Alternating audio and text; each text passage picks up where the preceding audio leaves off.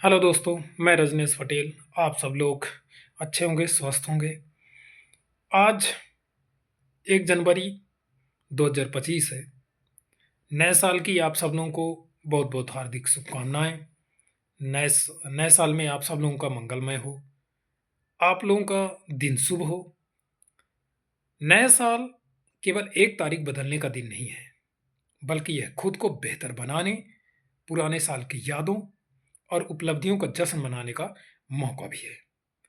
नया साल हमें नई ऊर्जा और सकारात्मक से भरने का खास दिन देता है। नए साल की शुरुआत हमें यह सिखाती है कि हर दिन कैसे अपने आने वाले हर दिन को बेहतर बना सके। आज हम अपनी एक नई कहानी, और इस कहानी में 2 बार के मुख्यमंत्री, हिंदुत्ववादी, फायर ब्रांड नेता बीजेपी श्रीमान योगी आदित्यनाथ जी के बारे में, उनसे जुड़ी रोचक जानकारियां कि उनकी राजनीतिक सफर कैसे रहा, उन्होंने आखिर जिंदगी में कितनी यातनाएं झेली, उनका सफर कैसा रहा, उनके जीवन कैसी रही। जरूर आज इसके बारे में हम चर्चा करेंगे। उत्तर प्रदेश की कमान दूसरी बार संभालने वाले मुख्यमंत्री योगी आदित्यनाथ राजनीति के अपरजेयी योद्धा हैं। वह 1998 से 2017 तक लगातार गोरखपुर शहर लोकसभा क्षेत्र से सांसद का चुनाव जीतते रहे हैं। जितनी बार चुनाव लड़े, उतनी बार जीत का अंतर बढ़ता गया। एक भी चुनाव में हार का सामना नहीं करना पड़ा। गोरक्षक पीठ का उत्तराधिकारी बनने के बाद ही योगी आदित्यनाथ की सक्रियता बढ़ गई। गोरखनाथ मंदिर के अलग अलग कार्यक्रमों में हिस्सा लेने लगे। महंत अभेद्यनाथ के चुनाव का संचालन भी करते थे।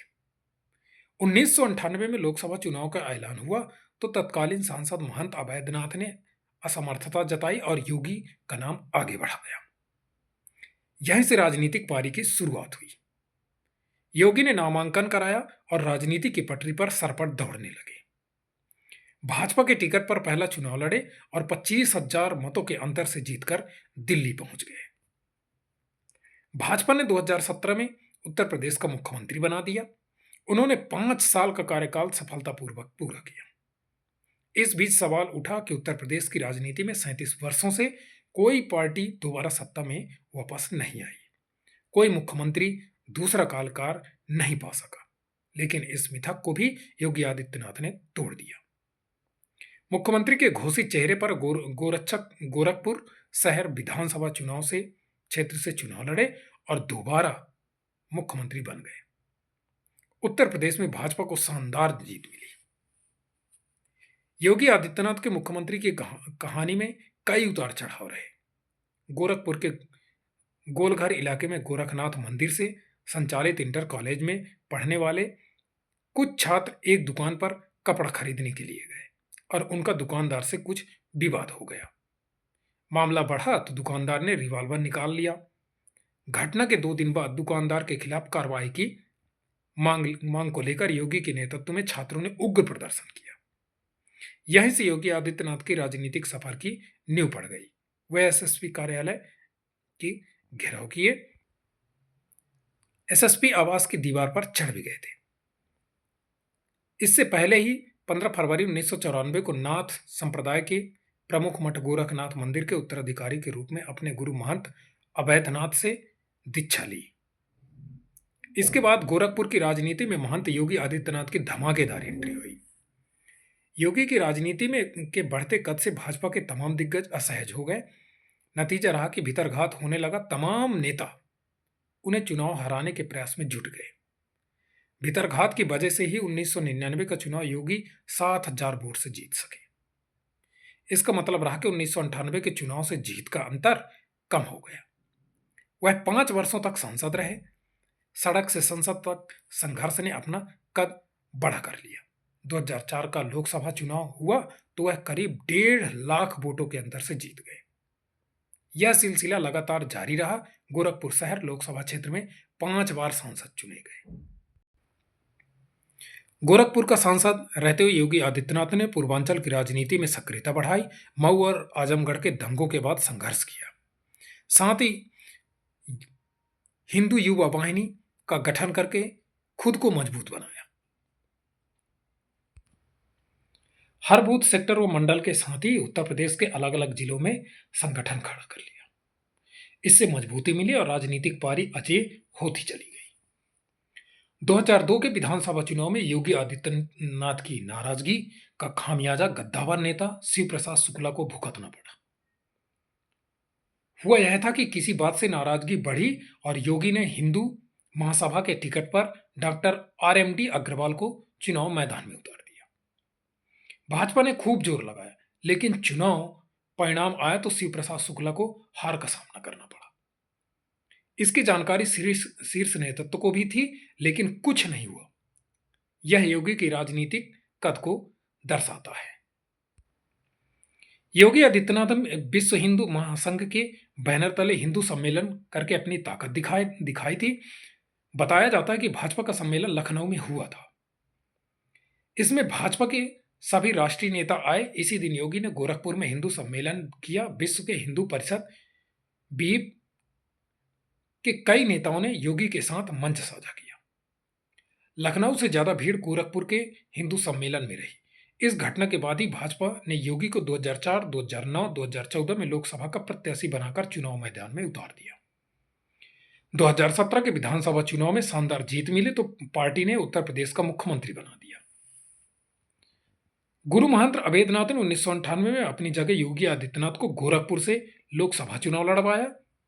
चुनाव जीतकर 26 साल की उम्र में ही योगी आदित्यनाथ लोकसभा में पहुंच गए।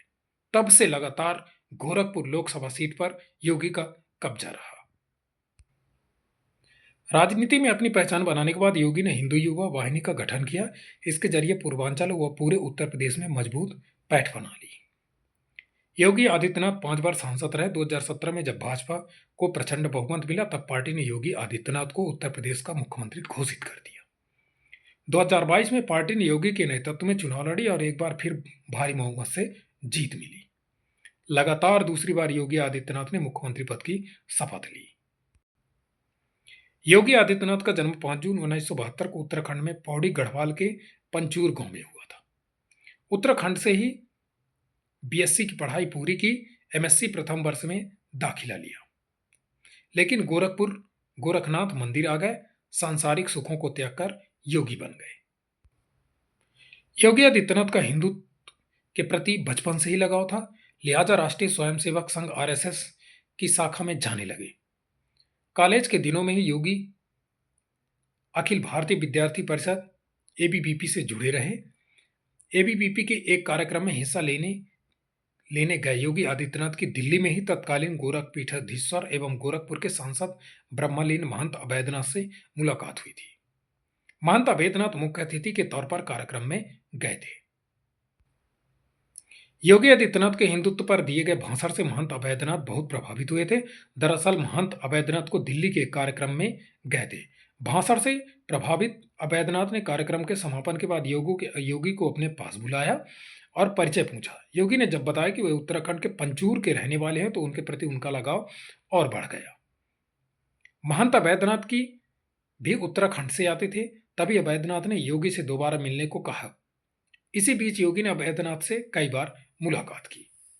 बताया जाता है कि जब महंत अवैधनाथ की तबीयत खराब हुई तो योगी कुशलक्षेम पूछने पहुंच गए थे। महंत अवैधनाथ की सेवा भी की थी। इससे प्रभावित होकर भी अवैधनाथ ने योगी को गोरखपुर बुलाया और कहा कि यदि देश को समाज के लिए कुछ करना चाहते हो तो सांसारिक मोह त्याग दें, इसमें कुछ नहीं है। उस वक्त योगी जी ने कुछ नहीं कहा, लेकिन उनकी बात पर मनन करते हुए अपने गांव चले गए। योगी आदित्यनाथ MSc प्रथम की वर्ष पढ़ाई कर रहे थे, तभी सांसारिक सुखों को त्यागने का फैसला कर लिया।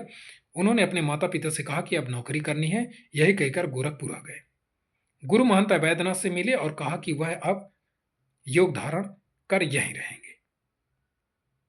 कुछ दिनों तक मंदिर में सामान्य व्यक्ति की तरह रहे, फिर योगी की दीक्षा लेकर गोरखपीठ के उत्तराधिकारी बन गए।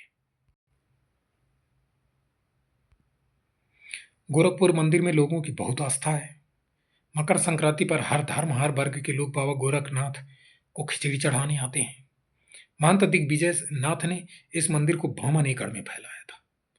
उन्हीं के समय गोरखनाथ मंदिर हिंदू राजनीति के महत्वपूर्ण केंद्र में बदला, जिसके बाद से महंत अवैधनाथ ने और आगे बढ़ाया। गोरखनाथ मंदिर के महंत की गद्दी का उत्तराधिकारी बनने के 4 साल बाद ही महंत अवैधनाथ ने योगी को अपना राजनीतिक उत्तराधिकारी भी बना दिया। जिस गोरखपुर से महंत अवैधनाथ 4 बार सांसद रहे, उसी सीट से योगी 1998 में 26 वर्ष की उम्र में लोकसभा पहुंच गए। पहला चुनाव वह 26,000 अंतर से जीते। 1999 के चुनाव में जीत हार का अंतर 7,322 वोट तक रह गया। मंडल राजनीति के उभार ने उनके सामने गंभीर चुनौती पेश कर दी।